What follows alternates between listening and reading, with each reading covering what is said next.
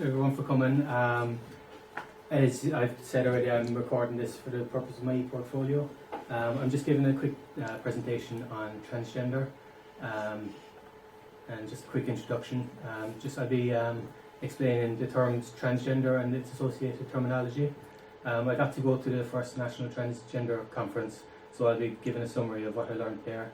I'll be giving the Dutch perspective and the Irish perspective, and within that then there'll be the referral process. After that then just recommendations that were made at the conference, and just a list of a few resources, and if you want to ask any questions or discuss anything amongst yourselves, feel free. So transgender is a broad umbrella term, and it's where an individual's gender identity does not match their assigned sex. Under the umbrella you have transsexuals, intersex, transvestite, gender variant. Traditionally gender is viewed as a binary where you have two genders, male and female, and its associated terminology and pronouns, man, masculine. Man is traditionally attracted to women, female attracted to men. However, a new kind of view is that it's viewed more as a spectrum, and it's the labels which place us at opposite ends. This is the gender-bred person. In the terminology, transgender terminology handout, it's important to differentiate between someone's biological sex, their gender identity, gender expression, and sexual orientation. So their gender identity is how you in your head think about yourself. It's the chemistry that composes you, example hormone levels, and how you interpret what that means. Gender expression is how you demonstrate your gender based on traditional gender roles through the ways you act, dress and behave. Biological sex refers to the objectively measurable organs, hormones and chromosomes, and sexual orientation is who you are physically, spiritually and emotionally attracted to based on their sex, gender in relation to your own. There's 56 gender terms. That's only half the list. It's the second half of the list. So you can be quizzing yourselves on them now next week. So as I said, I got to go to the Transgender Healthcare Conference. It was held by the HSC along with the Transgender Equality Network Ireland and the VU University Medical Centre in Amsterdam. The speakers at this were Dr. Philip Crowley, Vanessa Lacey, Peggy Coens-Kittenes, Professor Donal O'Shea, Dr. Aileen Murtagh, Dr. Anne Keogh, Dr. Anne Klink and Dr. Thomas Steensma. So the first speaker was Dr. Philip Crowley, and he's the HSE National Director for Quality Improvement, and his presentation was titled The Importance of Best Practice and Quality Healthcare Service for Transgender People and Their Families, and he highlighted the need of a culture of health quality, leadership, in which you engage patients, enable them, measurement and governance. He acknowledged that the existing services have been developed by pioneers, that would be such as Vanessa Lacey, who was also there. He recognised that the waiting times are too long, transition times are too long, services for young people need to be further developed. He recognised that there's a need for a proper model of care, and most importantly, which was kind of highlighted by everyone, I think there's a need to clarify the roles of the healthcare professionals.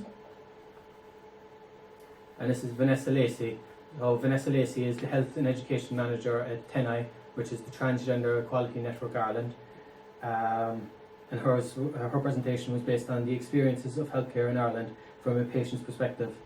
She spoke about her experiences working with clients, directly with clients, parents and healthcare workers. She also has a thing in Carlow every month. It's called Transparency, where it's a group for families to attend, parents and their transgender children. And she highlighted, she gave a brief summary of the statistics that came out in their study, Speaking from the Margins. It was conducted with the HSC and TENI. It was the largest study of trans people conducted in Ireland. There was 164 respondents. It provides a nuanced understanding of trans people's lives, illustrates high level of stigmatisation and discrimination, highlighted barriers to accessing healthcare, particularly mental health and transition services, and makes recommendations to positively address mental health and well-being. From the statistics that she found, with healthcare, 60% had at least one negative experience at a gender identity clinic, 69% had at least one negative experience at a mental health service, 74% had at least one negative experience at a general health service, and 38% of clinicians stated that they did not know enough about a certain type of health-related healthcare to provide it. Within the mental health services, 69% had one negative experience at a mental health service, 29% had been discouraged from exploring their gender, 9% had been belittled or ridiculed for having a trans history or being trans, 19% had been told they weren't really trans, 22% said the healthcare professional used the wrong name, pronoun by mistake, 14% said they used the wrong name or pronoun on purpose. The implications of poor healthcare and I suppose being transgender in general, there's a feeling of shame and guilt. It's seen as a basis of a variety of psychological problems in the transgender community. There's a feeling of isolation and loss. You have a perceived lack of support services, loss of support from family, friends, spouse, children and employment. It leads to stigma and harassment and prevailing norms. There's also self-harm and suicide. 76% of those who had completed transition reported having self-harmed prior to transition. 81% thought about or attempted suicide more before transitioning, but this amount was reduced to 4% after transitioning. The effects of transitioning, 75% mental health improved, 92% more satisfied with their bodies, and 84% more satisfied with their lives. So Vanessa Lacey provides training. Last year, or this year, she had 16 presentations. In 2015, 1,958 people were reached, and feedback from this training was very positive.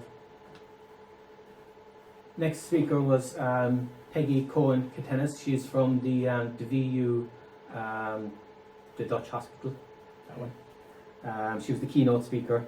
She was the Amsterdam hospital. Her presentation was titled Developing a Transgender Health Service Over 30 Years, Advanced Through Empirical Evidence. She spoke about her experiences of developing a transgender healthcare service in Holland through research and how the Dutch protocol is now being used throughout the world. Her presentation started off giving a brief history of the transgender care. It has European roots, Dr. Magnus Hirschfeld, and as she also spoke about, there's a new movie out at the moment, I think, about, I think it was the guy that was in The Theory of Everything, and his wife was an artist, and it just goes through how he got her to model and then he realised who he was, but this was very early 19th century. So I suppose there's a positive media portrayal at the moment as well. And then first hormone treatment was Christian Hamburger. Resistance from clinicians, she identified this to be a significant problem. So there's a lack of knowledge, a significant problem when she was developing the care. A lack of knowledge, personal confusion, uneasiness, moral, religious reasons. And then I just stuck in, I suppose we all have our own code of conduct from the Nursing and Midwifery Board of Ireland for our own specific things for moral and religious reasons. If you have a conscientious objection based on religious or moral beliefs, which is relevant to your professional practice, you must tell your employer, and if appropriate, tell the patient as soon as you can. If you cannot meet the patient's needs because of this objection, you must talk with your employer, and if appropriate, talk to the patient about other care arrangements. So I suppose these are kind of new and developed further. We all have our own code of conduct that just happens to be the Nursing and Midwifery Board of Ireland one. So what has changed? Professional opinions have changed. The law, we have the gender identity or the gender recognition bill came out this year, and the marriage referendum. So there's lots of things changing constantly. Public attitudes are changing. Like I said, the media portrayal, it's very positive at the moment. The Yoga Katara principles are the 18 human rights, which had a significant effect on her development of the transgender services in Holland. and plus the inclusion in the DSM and ICD. The DSM and ICD inclusion, it was generally the term used was transsexual in the DSM. However, that changed in the 1980s to gender identity disorder, which I suppose has negative implications. It's like you're a disorder with your identity. Now it's changed to gender dysphoria, and it's in the DSM-5 moved to diagnosis out of the sexual disorders category into a category of its own. The controversy around this, should it be considered a psychiatric condition? I suppose the pros to that would it be it raises awareness and it allows access to treatments and resources. I'm sure there's plenty of cons as well. Gender incongruence in adolescents and adults. So this is the assessment criteria in the DSM. A marked incongruence between one's experienced expressed gender and assigned gender of at least 6 months duration as manifested by 2 or more of the following indicators. A marked incongruence between one's experienced expressed gender and primary and or secondary sex characteristics in young adolescents and anticipated secondary sex characteristics. So I suppose that's from when you're about to reach puberty age, that it can cause a lot of stress for a lot of young people, of transgender young people. Strong desire to be rid of one's primary and or secondary sex characteristics because of a marked incongruence with one's experienced expressed gender, or in young adolescents a desire to prevent development of anticipated secondary sex characteristics. A strong desire for the primary and or secondary sex characteristics of the other gender, a strong desire to be of the other gender or some alternative gender different from one's assigned gender, a strong desire to be treated as the other gender or some alternative gender different from one's assigned gender, a strong conviction that one has the typical feelings and reactions of the other gender or some alternative gender different from one's assigned gender. I suppose what's to be mindful of there is that the gender spectrum, in that strong desire to be treated as the other gender or some alternative gender. You don't have to either be male or female again. Some people don't want to be male or female, they want to be somewhere in the middle. Again, if their biological sex is that they're intersex, they're somewhere in the middle anywhere and might be quite happy to be there. So it comes back to whatever the preference is for the person. And this is the Dutch protocol. This is used throughout the world at the moment, and Peggy highlighted this. So, see children under 18 with their parents or guardians for treatment, not for assessment. Pre-pubertal children, primary focus on providing parental support and education so that a safe environment is developed for the child, and the parents and the child know the treatment options once puberty begins. The first visit involves complete medical history, reviewing treatment options with the patient or the family, answering all questions and doing some baseline laboratory work. The physical exam is deferred to a second or later visit as per the patient's wishes, but is required prior to the prescribing of any medication. Social transition in and of itself without physical intervention is possible and may alleviate dysphoria, at least until puberty. Youths under 18 are strongly advised to see a mental health professional experienced in transgender issues prior to cross-sex hormone treatment to ensure readiness to transition. Before initiating hormone therapy with youth over 18, the primary care provider should encourage them to consult a qualified mental health professional to assist them in exploring the ramifications of gender transition, potential complications, etc. And lack of access to mental health care should not preclude or restrict access to care when the indications are favourable that transition will be well tolerated and socially supported. If a youth has not completed development, strong consideration should be given to consulting provider to provider with an expert in transgender medicine. Next speaker was Dr. Daniel Klink and Dr. Thomas Steensma. They highlighted the importance of multidisciplinary teams and research when addressing the healthcare needs of transgender children and adolescents and adults. They work what they call the Dutch multidisciplinary approach. In this approach, every child is discussed, every treatment is discussed, every treatment step is discussed, always a team discussion and multidisciplinary exchange of knowledge. He just described that a lot of their treatment and stuff would be when they're walking from room to room in the corridors, because they're all in the one building. It's very effective because they can communicate very well with each other and discuss very casually all treatment options. The treatment of the adolescent, the diagnostic phase, puberty, suppression to see how gender dysphoria develops, the real life experience where they might socially transition, so maybe go to school or maybe meet up with friends or something like that, the hormonal treatment, surgery and legal change, name change. The criteria for prescribing puberty suppressors. The adolescent has demonstrated a long-lasting and intense pattern of gender nonconformity or gender dysphoria expressed or suppressed. Gender dysphoria emerged or worsened with the onset of puberty. Any coexisting psychological, medical or social problems that could interfere with treatment, e.g. that may compromise treatment adherence, have been addressed, such as the adolescent situation and functioning are stable enough for treatment. The adolescent has given informed consent, and particularly when the adolescent has not yet reached the age of medical consent, the parents' guardians have consented to treatment and are involved in supporting the adolescent throughout the treatment process.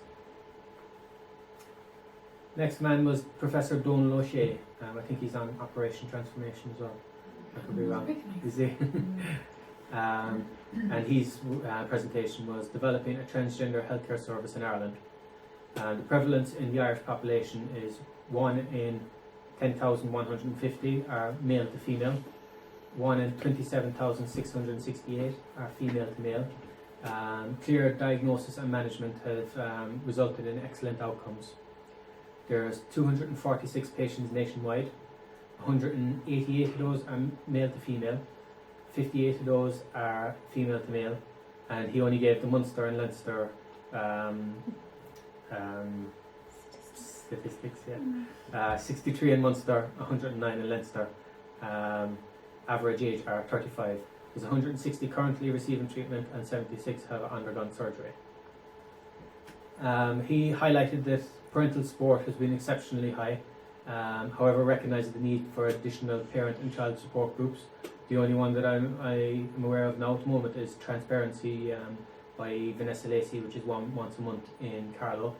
The patient expectations are rising, however the regret rate is less than 2%, but again he highlighted that 2% is still quite high, that he'd prefer if there was no regret rate, that proper assessment and I suppose referral pathways would solve that.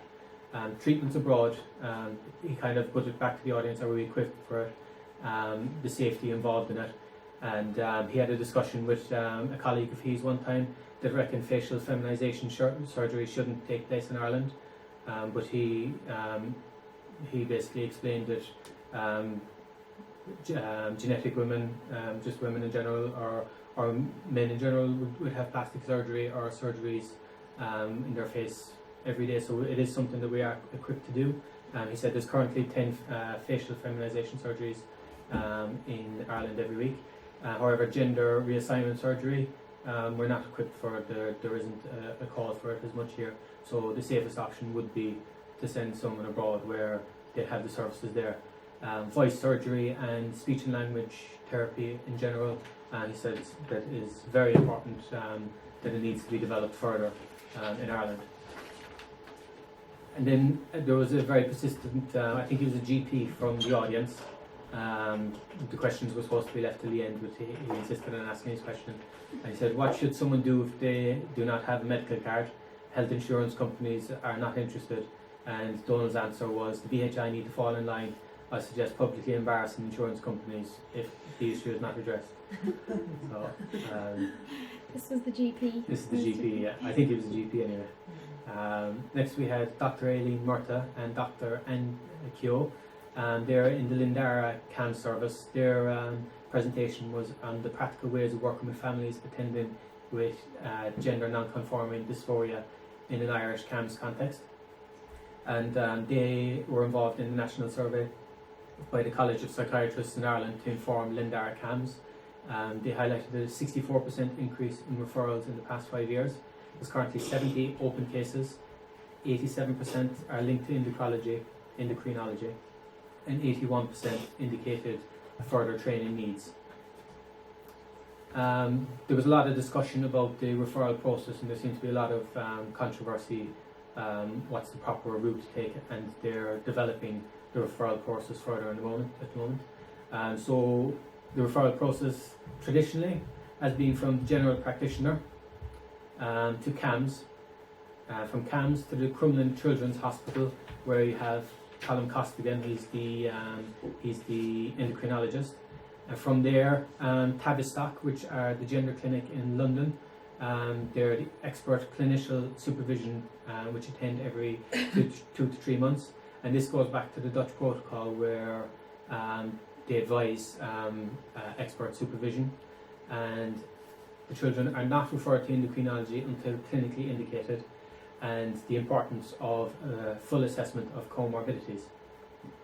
The second referral process, which is kind of what they're pushing for at the moment, from the general practitioner to CAMS to the Tavistock Clinic for expert clinical supervision. However, this requires the application to treatment abroad scheme. Then back to Crumlin's Children's Hospital, Colin Costigan, who is the endocrinologist, and not referred to endocrinology until clinically indicated, and the importance of a full assessment of comorbidities. So the consultation for children aged 16 to 17 in adult services should go to Donal O'Shea, who is the adult services endocrinologist. But there's a meeting on the 19th to 20th of January to discuss and decide on appropriate referral process. So it's kind of ongoing. There seems to be a lot of objection at the moment from, the Transgender Equality Network in Ireland are very against the new process that's happening at the moment. So they're also kind of developing the services so that when a child does go to Crumlin, there's a multidisciplinary team there that's well knowledgeable on the process. And then they highlighted the comorbidities. So the existence of comorbidities should extend the diagnostic period. So comorbidities, feeling suicidal, internalizing disorders, ADHD, and eating disorders. 30% ASD co-occurrency, 7.8% more than the general population. And you had said something before, Samira, about it being higher in female to males than it is in male to females. I think you had read an article, wasn't it? Yeah. Put you on the spot. Anxiety, 21%, mood disorders, 12.4%, and disruptive disorders, 11.4% comorbidity. So what now? It's important to honour the patient's preferred gender identity and use the pronouns and terminology that the patient prefers. As you can see, there's a long list of terminology, pronouns that they might want to use. If you ask them, they might say, might be happy with being called by male or female pronouns, but it's just important to ask their own preference. Provide a transgender, this was highlighted as very important by the Social Inclusion Network, provide a transgender friendly environment by displaying LGBTI stickers, which is lesbian, gay, bisexual, transgender, and intersex, which I'd only ever heard of LGBT before. So they're stickers, and the rainbow flag. So you're just providing a safe environment for children to come in.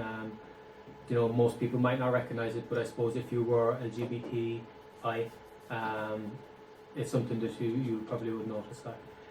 Engage in continuous professional development. Vanessa Lacey provides training, and she said she'd be quite happy to come down here and providing a day training at any point, and further develop our service. So I suppose the referral process, the normal process for referrals from here, and just I suppose be more prepared for it. Some very handy resources are the Transgender Equality Network Ireland, and there's a link there, www.teni.ie. The WPAT, World Professional Association of Transgender Healthcare, that's available online, but you have to pay for it or you have to subscribe to it. So you're welcome to do that if you like. Belong To is a youth group for gay, lesbian, bisexual and transgender youth people in Ireland. They have a lot of, like you can print out posters if you want to have posters up around the place, and they have a lot of just a lot of information for families, professionals and children themselves. And two reports. There's the Rainbow Report. I've a very brief copy of that just up there. But if you go online, you can get the full report, and it's a specially commissioned report focused on health needs, experiences, and health sector responses to lesbian, gay, bisexual, transgender, and intersex individuals. It's also available online at TENI in the attachments. The link is there. And speaking from the margins is the TENI statistics thing that Vanessa Lacey spoke about. Any questions?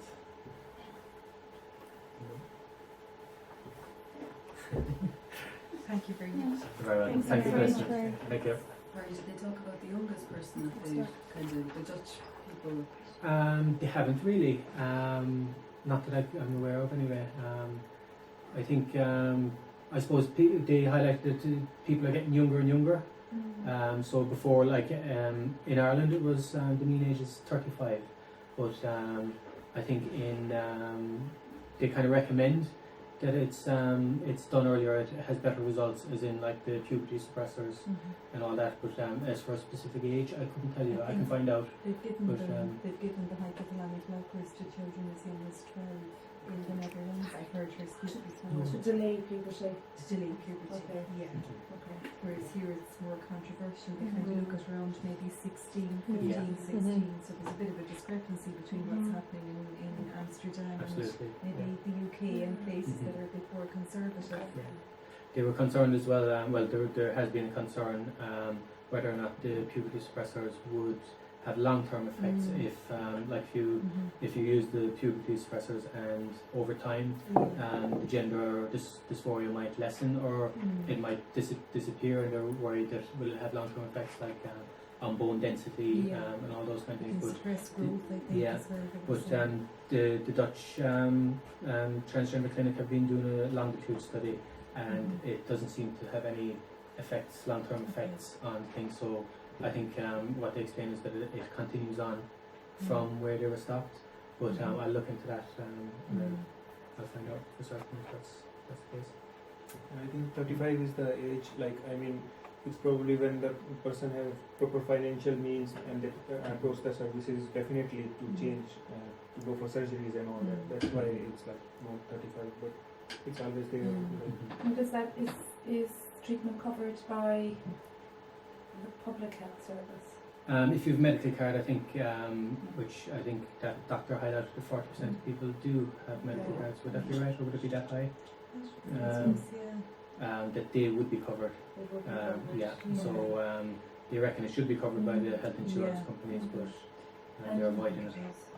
Do you know, Barry, did they give any specific, is there any best practice in terms of the psychological support or timelines, would say, from a young person accessing the service to kind of the treatment with hormone suppression? Is there like a recommended time frame whereby the young person access counselling or? Yeah. I think with the puberty suppressors, it's kind of the earlier they start them, the better. So I suppose they don't have as much dysphoria. It lessens the dysphoria in that like they're not developing the secondary sex characteristics. Okay, but I'm just thinking like psychologically, if you have a very young child, Oh yes. like 8 or 9, for example, like, and again, I'm kind of trying to figure out the scenario for myself. Is it that, you know, is there a recommended treatment phase whereby the dysphoria or potential dysphoria is explored with the young person prior to the hormone The suppression? use of the hormones. Yeah. I don't know that. I don't think there's a timeline, but they have to be linked in with a mental health Okay. professional or Yeah. mental health service. Okay. That's what In order to get the word in the treatment. earlier slides it Mhm. was said that there is lack of knowledge about this in medical professionals as well. Mhm. So Okay. there is no set criteria, I think. Mm. So it depends on how nicely the person is assessed. Mm. Did they recommend? Oh, Sorry. Go on. I'm just wondering where a dysphoria isn't maybe diagnosed, but that the young person is presenting with some, I don't want to use the word confusion, but you know, they're uncertain as to the gender. Okay. You know, is there, you know, is the treatment to just that they would have counselling with the mental health service? Or, We should be referring them to a paediatric endocrinologist really okay, once we make the diagnosis of gender dysphoria, Okay. particularly with the adolescents. And Okay. I suppose if you follow the criteria from the Tavistock Dominic Shegli, it's really about containment okay, and just exploring it over time. You know, it's a therapeutic process. I Okay. suppose the outcome is very variable. yeah, okay. And that therapeutic process, should that happen at CAMS, or should that happen, is there a team with the consultant endocrinology? I think it's within mental health, Is within it? CAMS for someone under 18 and Okay. over 18 is with adult mental Okay. health. And there's no specialist GID service that involves paediatric endocrinology and mental health within the one team at the moment. And that's where Tavistock comes in. Then, The isn't it? Tavistock, Yeah. provides supervision. They've done that for us in the past. Okay, Yeah, okay. yeah, we had one or two cases, and we got funding from the HSE years ago to come here just to discuss a case, and we went to Dublin once as Okay. well. So we've had a few, not many, but a few. It was helpful. Oh, very helpful. It was, yeah, yeah. Because it doesn't highlight that, I suppose, in the referral process. It says general practitioner, then to CAMS.